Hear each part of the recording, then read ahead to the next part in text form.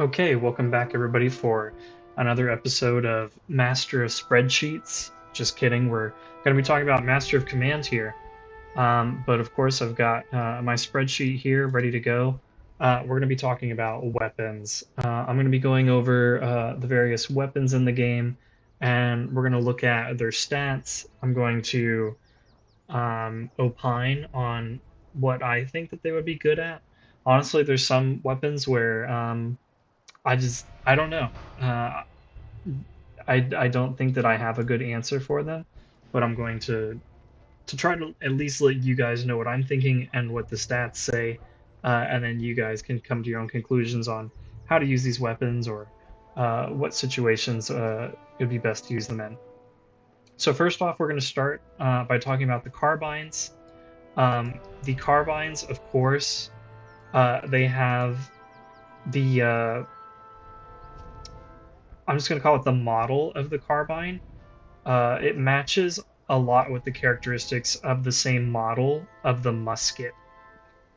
And so, as you can see, first up we've got the Tula carbines. Okay, Tula carbines, they're among the cheapest. They're only 49% accuracy. They've got 90 range, 30-second reload, 9 in charge, and 12 in melee. These are fairly good melee carbines. Not very good when it comes to shooting, but pretty good in melee. And so you're gonna want to give. Honestly, these three carbines are going to be strong melee contenders, and what I think that you want to do with them is they can give your soldiers like a really big boost to their melee stats for a pretty cheap price, right? So if you look at it, these three carbines, they're 40 to 45 dollars. When you go into the game, you're using worn muskets. So you've got your stats are 3 in charge and 7 in melee, which is nothing to write home about. If you want to have a quick boost to your melee stats, throw on a Tula carbine. All of a sudden, you've got 9 charge, which is a 6 charge increase over the War Muskets, and you've got 12 melee. That's a 5 melee increase there. If you want to specialize more in charge, give them the sorry, I might not say this right, but the Yon Coping carbines, you're gonna have 18 charge. You're gonna lose 1 melee, but that's a massive charge bonus. The Neustadt carbines, you're going to get a little less charge, but that's still significantly more than your worn muskets. And so let's go ahead and keep looking at these. Of course, the uncoping carbine going to have really good melee stats. It's going to have slightly less range than the Tula carbines, but it's going to have a little bit higher accuracy. So you're trading better accuracy for slightly less range. But with that being said, these are pretty long reload times for carbines. You're probably not going to want to be shooting with these too much. You're going to want to be charging into melee. Next, we've got the Neustadt carbine. Kind of maintains the same accuracy as the Jonkoping carbine, but you're going to get a little bit more range out of it. You're going to have a little bit less reload. Your charge is going to suffer. So this is going to be a carbine that's a little bit better at shooting than the Jonkoping carbine, but you're going to see a fall off in your charge. Next, we've got the Delft carbines. The Delft carbines have the worst accuracy out of any of the carbines. They've got kind of average range. They have a pretty good reload, and they have okay melee stats for carbines. Not when it comes to melee, it's pretty bad. When it comes to charge, it's okay for carbines. Next, we got the Potzdam carbines. These are going to go for 50. They've got 10% accuracy, 86 range, 20 reload, and then you get a 6/6 for charge and melee. In my opinion, if I go into a shop and I see a Delft carbine and I see a Potzdam carbine, I'm going with the Potzdam every single time because the only drawback to it is you're getting less range. You're getting 4 less range, but you have 2% better accuracy, you're going to have a better reload, and you're going to have better melee. Um, and so this kind of comes to like my first question, which is what really is the point of the Delft carbines and then later on the muskets? We'll get to the muskets, but I just kind of don't see the point. Maybe if this was cheaper, maybe if this was like a 40 cost carbine, I could see it because it's like, oh, okay, we've got a pretty inaccurate carbine, but it reloads really fast, and it's got longer range. It's got average range. It's got average range compared to the other cheap carbines. I I don't think the Delft carbine is worth this 50 price. I think it needs to be lower. I just think this is an extremely lackluster carbine that doesn't do anything well. Yes, it's got a good reload, but I could get an even better reload time as well as a more accurate carbine for the same price, and it's better in melee. So next we'll go to the land pattern carbine. This is going to cost 60, but you're getting a big boost to your accuracy, 3% there, as well as it's going to be slower to reload.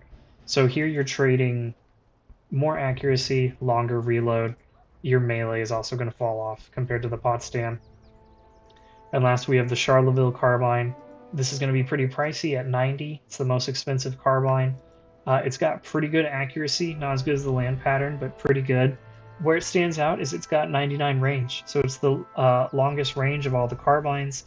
It's on par with the worn muskets, but it reloads faster than the worn musket, and it reloads.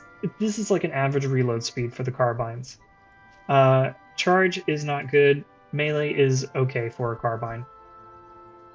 And so with that being said, just to recap, these three, Tula, Jönköping, and Neustadt carbines, you're going to want to put these on melee units if you don't have the musket version, because this is going to be a big boost to your melee stats, and you're not really going to be shooting too much with your melee shock troops. So these are pretty good if you're in a pickle and you don't have the money or you don't have access to the musket versions of these three. Slap a carbine on them for really cheap, and you're going to get a big boost to your melee stats. The Delft, I think, is terrible. I don't think it should be used really unless you're just really not liking if you have here's maybe the one use for it, right? If you've got a bunch of these melee carbines and then your only alternative is a Delft, the Delft is going to be better at a firefight because yes, it has lower accuracy, but it's got a significantly better reload. So maybe that is the one time I could see using it is if your choices are between like these three and then a Delft, and you don't want to go into melee, then you'd probably go with the Delft. Other than that, I would not use this carbine, and maybe there's just something I'm not taking into consideration. Please enlighten me if you think that you can see another good case use for the Delft carbines. These three here, these are going to be better in a shootout. Your Potzdam carbines, they have really good reload. You're going to get off a lot of shots with them. Your land pattern and your Charleville, they're very accurate, and they have kind of average reload speeds. So these three, you come into a firefight with them. Potzdam for the reload, land pattern, and Charleville for the accuracy, and the Charleville for the slightly longer range. It's nothing really crazy. You're only getting like 13 more range compared to the other shooting focused carbines, but it's something. Next, we're going to take a look at the muskets. So first of all, we've got the reserve musket. This is equipped to your units if you take off whatever musket they're using. You cannot go into a battle unarmed. At least your infantry can't. You cannot go in unarmed. And so if you try to do that, they're going to give you a reserve musket. So they are unsellable because they're, you could say, always equipped to your men. They've got 14% accuracy. That's abysmal. They've got 100 range, which is the lowest. They've got 45 reload, which is, of course, the worst of the bunch. 0 charge, 2 melee. You don't want to be using reserve muskets. Always make sure that your men have a musket equipped. And most of the time, that's going to be the worn musket. When you start off your campaign, well, I should say all of your recruit units will come equipped with a worn musket. And they're not, honestly, they're not all that terrible. When it comes to the accuracy, they're at 17%. They do have the worst range. They've got a pretty high reload time, but not the worst reload time. They're not good on the charge, but they are okay-ish in melee. There's certainly worse out there. Next, we've got the Tula muskets. These are going to be worth 50. Your accuracy is the same as the worn muskets, but you're going to get a range boost. You're going to take a hit to your reload, but you're going to get a massive melee boost. And you're going to see that these three, the Tula, the Jönköping, and the Neustadt muskets, they're going to follow in the same vein as their equivalent carbines, in that these three are going to be spectacular melee weapons. They're not going to be great if you want to have a shootout. So next we've got the Jönköping muskets. They cost 50. These are more accurate than the Tulas. They have slightly less range. Same reload as the Tulas. They are better in the charge, worse at melee. And next we've got Neustadt muskets. They're worth 55. They've got 20% accuracy, like the Jönköping. They've got a longer range. They reload faster. They are not as good in melee. So basically, Tula and the Jönköping, I don't really recommend getting into firefights with them. These are, you go in, you take maybe one shot, and then you charge in. With the Jönköping being more devastating on the charge, the Tula doing more damage over time with the melee. The Neustadt, you're going to use, of course, for its good melee stats, but it's a little bit better in a firefight because it's got the longer range and it's got a slightly better reload. So maybe if you want to take like a couple of shots and then charge in, you give them the Neustadt muskets. But it's still, while it isn't as good as these two, it's still going to be better than the other muskets that we're going to look at. Next, we've got the Delft muskets. They're going to cost 60. They've got 15% accuracy, 125 range, 32-second reload, 6 charge, 7 melee, and I'm going to point out that these have the same problems as the Delft Carbines. I just don't really see their utility. They've got among the worst accuracy, only beating the reserve muskets by 1%. They've got okay range. I'll give them that. Maybe even like slightly above average range. And they've got a good reload. The melee stats are very mediocre. They're not the worst of the bunch, but they are kind of getting there. They're kind of getting among the worst. So where would I use the Delft musket? Again, probably same as what I said with the carbine. If you all you have is like these melee focused muskets and a Delft musket, and you don't want to get into melee, I mean, I think the Delft musket is probably what you go with. How do I compare it to the worn musket? So it's going to be less accurate. It's going to have higher range. It's going to have better reload, and it's going to be better on the charge, the same in melee. So maybe you can make an argument that a Delft musket is better than a worn musket because of the increase to range and the decrease to reload speed and the better charge. But you are going to take a little bit of an accuracy hit. So maybe that's another use case where the Delft is all right if you are going from worn to Delft. But other than that, I mean, our next 3 muskets are going to be better in a firefight.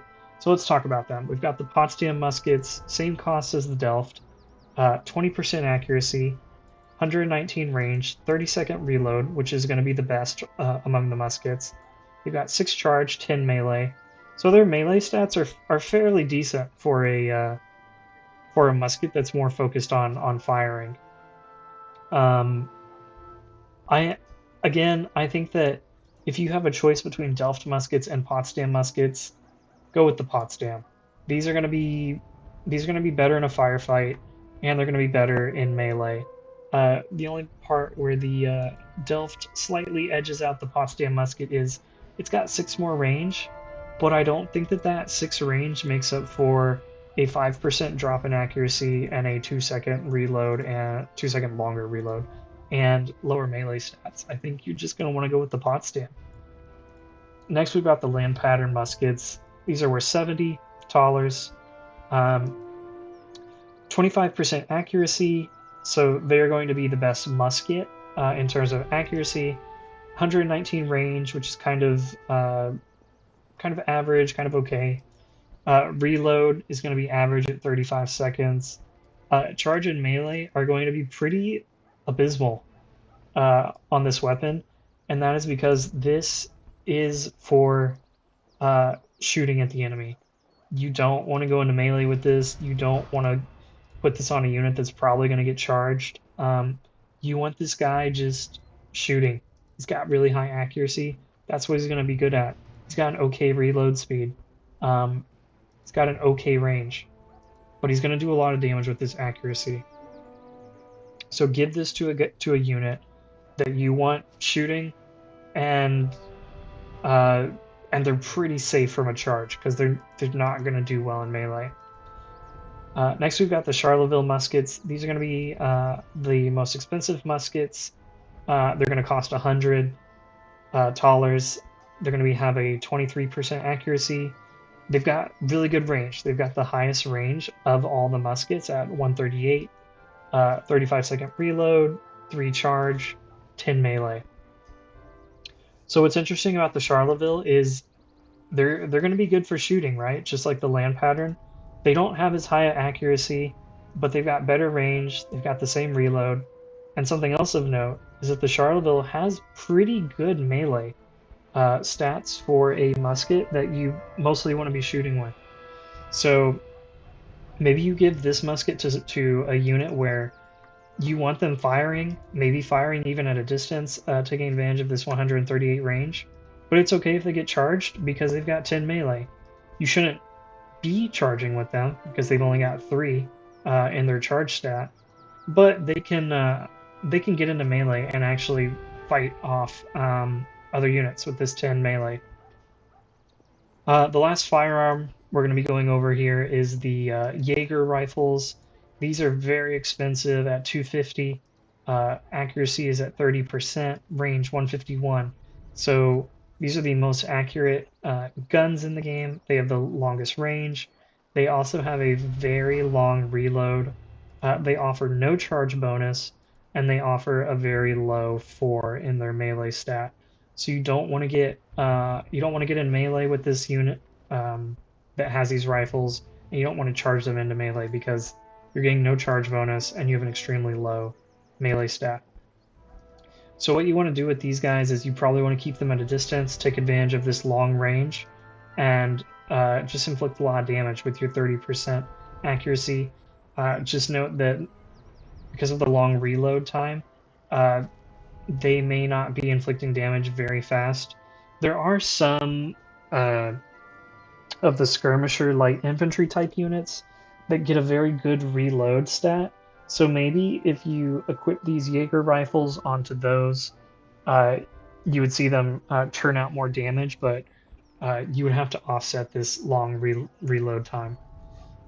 So in summary, just to go over it again, the Tula, Jönköping, and Neustadt muskets, these are going to be your melee focus muskets.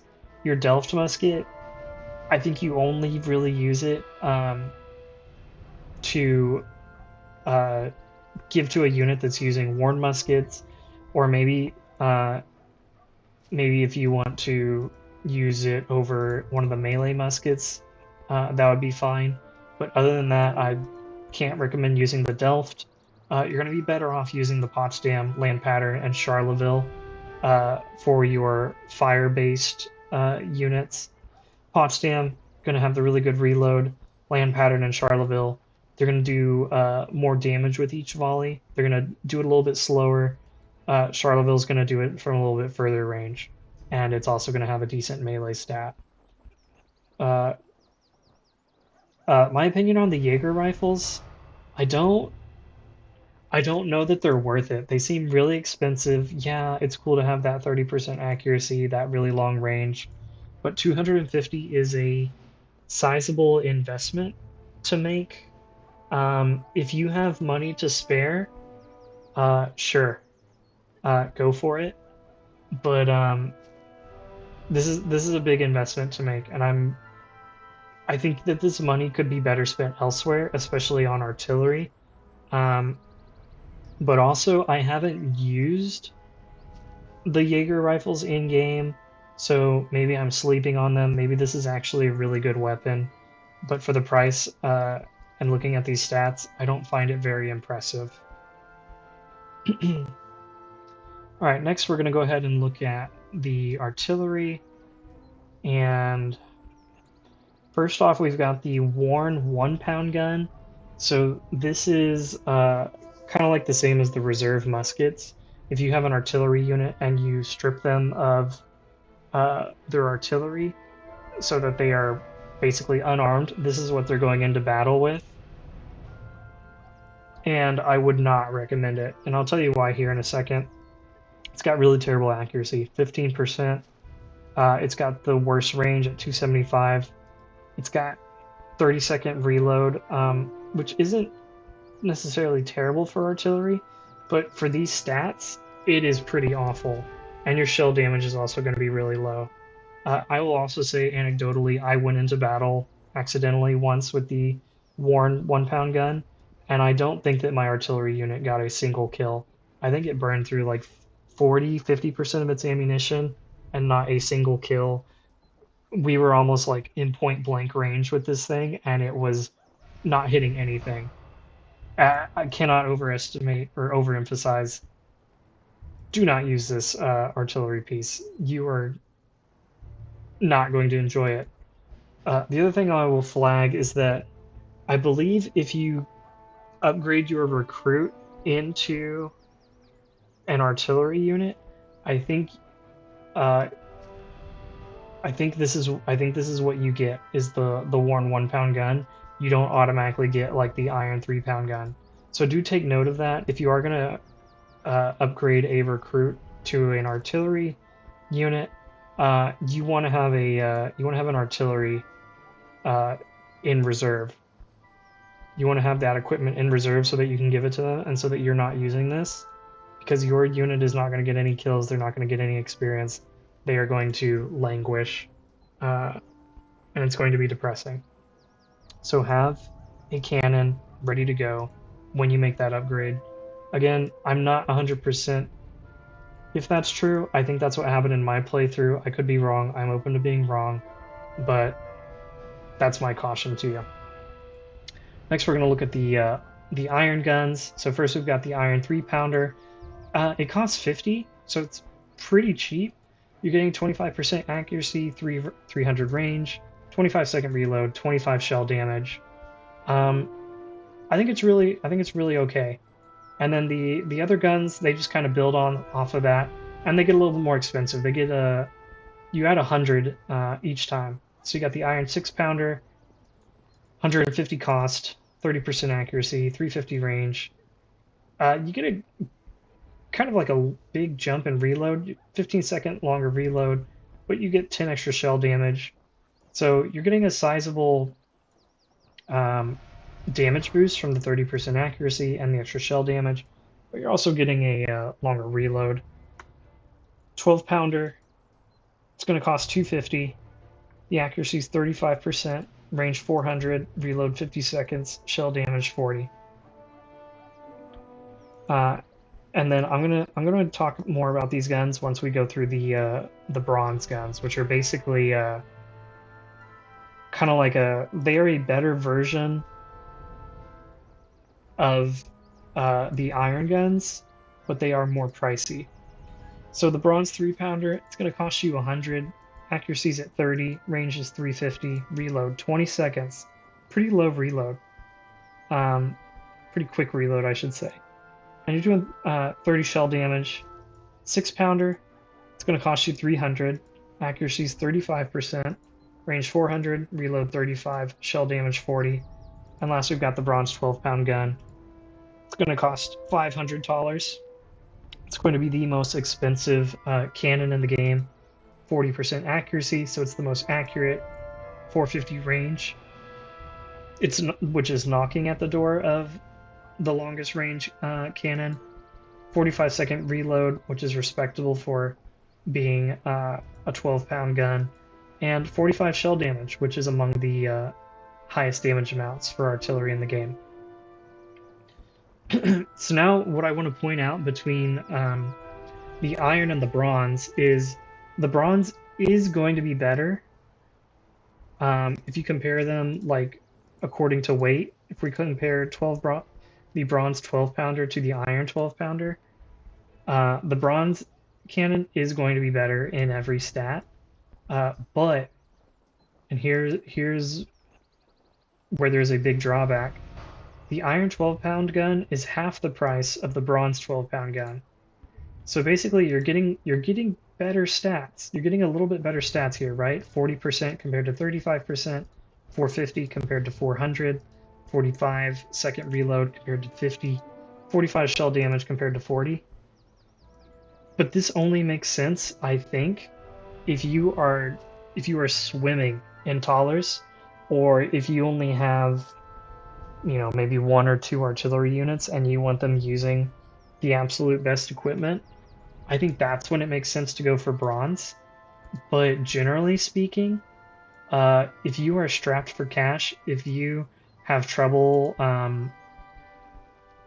earning a sizable amount of Tallers, I think you're going to be better off going with the iron guns because they're just more inexpensive. I think they are more cost effective, in all honesty. Yeah, all these stats are going to be worse, but I mean, look, you could have 2 iron 12-pound guns for the cost of 1 bronze 12-pound gun. So you get into an argument of, well, do you want the quantity? Do you want the quality? That's up to you. But these are going to be really expensive, and it's something that you should take into consideration because there are opportunity costs. If you sink an extra $250 into your bronze 12-pound gun, where is that $250 not being used? Could it be better used somewhere else in your army? That's something you're going to have to ask when you are considering, oh, do I want to buy this bronze gun? Do I want to buy this iron gun? For the cheaper bronze guns, I think it makes a little more sense to go for them. It's not as outrageous a price difference as between the 12-pounders. But again, it's one of those things where, do you have the money for it? Generally speaking, I think these are a little more affordable than the 500. And I mean, I think the stat increase is nothing to sleep on. I think it's good, but you got to take into consideration that price and how much of a premium you're going to be paying to get these extra stats. Next, we're going to look at the iron howitzers. So your 6-pound iron 6-pound howitzer, it's going to cost 150, have 20% accuracy, 380 range, 40-second reload, 35 shell damage. Next 10-pounder howitzer, 250 price, 25% accuracy, 430 range, 64-second reload, 40 shell damage. And last, the 16-pound howitzer, you're going to pay 350 for it. You're going to have 30% accuracy, 480 range, 80-second reload, and 45 shell damage.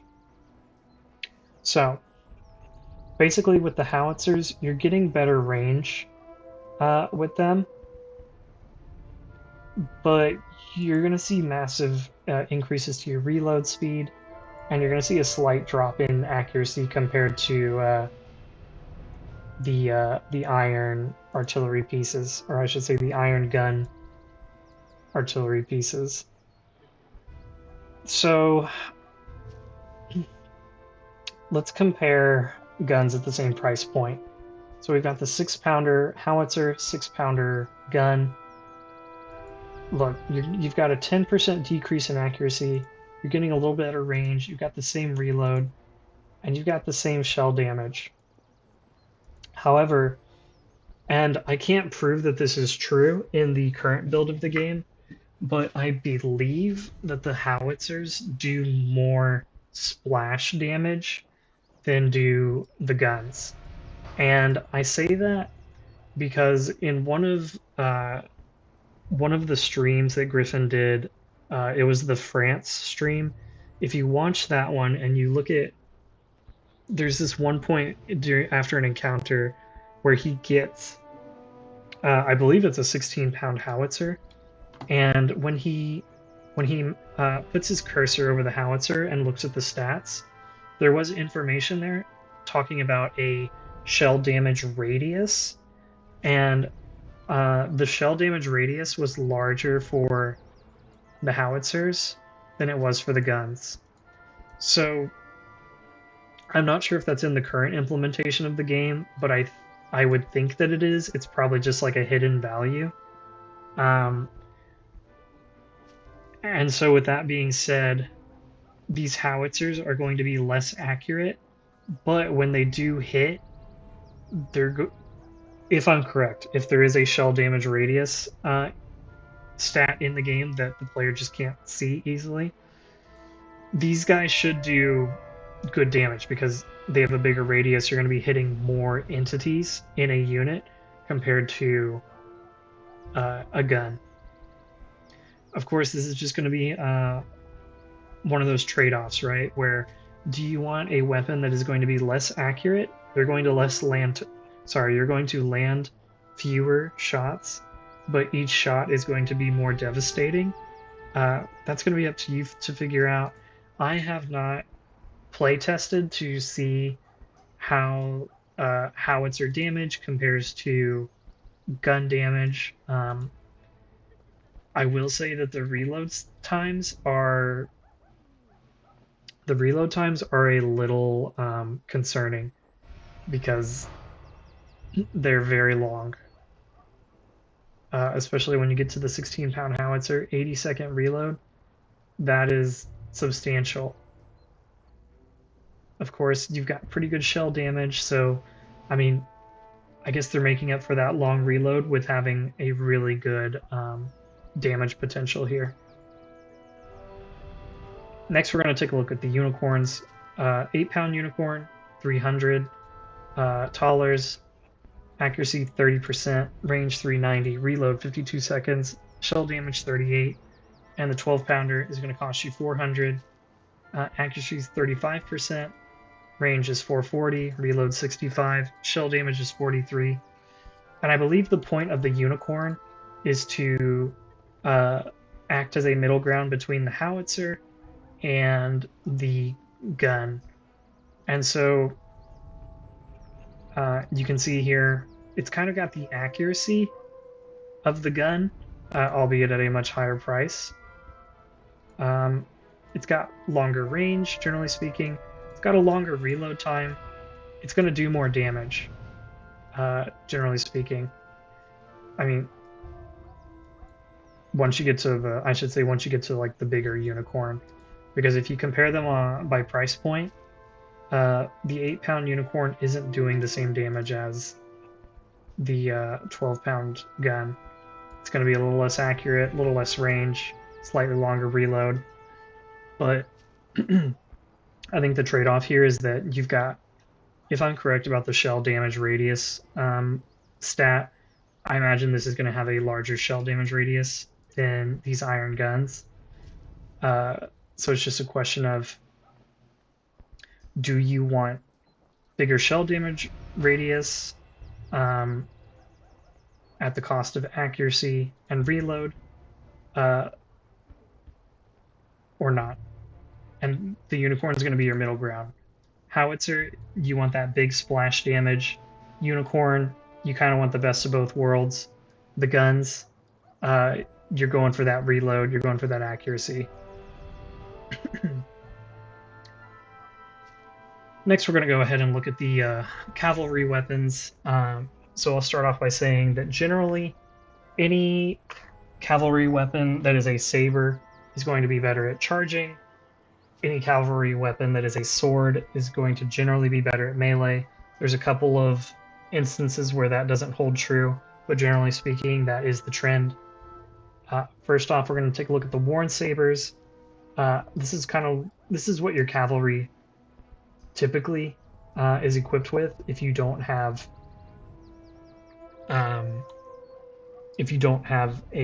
another weapon to give them one of these guys. Your cavalry will come with either a saber or a sword, depending on the type of cavalry it is.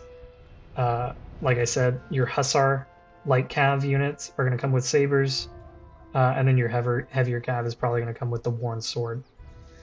So your worn saber, that's going to be worth $0 because you can't sell it. It's got good charge. I mean, better charge than melee at least. It's got 2 melee. Your swords, of course, cost 0. 4 charge, 4 melee. Sword is going to be better in melee.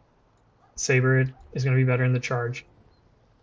Next, we're going to take a look at the Hussar Sabers. They're going to cost 120.